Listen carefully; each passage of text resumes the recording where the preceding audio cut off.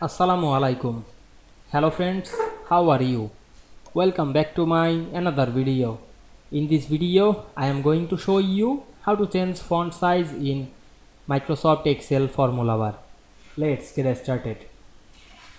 At first, you have to open your Excel spreadsheet.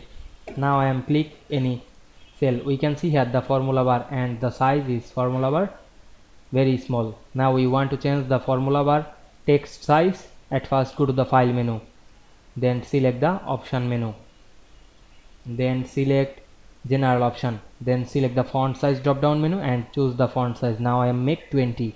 Click OK, then again click OK and close the Excel. Then open the Excel again on your computer.